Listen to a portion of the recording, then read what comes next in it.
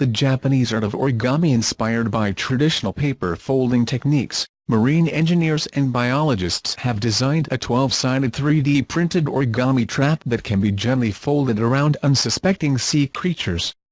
The device, known as the rotationally driven dodecahedron, or RAD, can be connected to the arm of a submarine rover and fired remotely to capture marine life safely.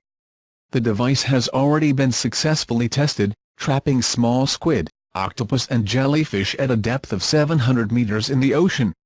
But its design is robust enough to work at depths of up to 11 kilometers, and could easily be extended to target larger organisms.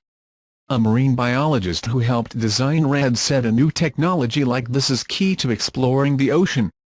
From the 1920s, attempts to study marine life were based on networks that managed to cross the seas in search of species of hard bodies such as fish and crustaceans.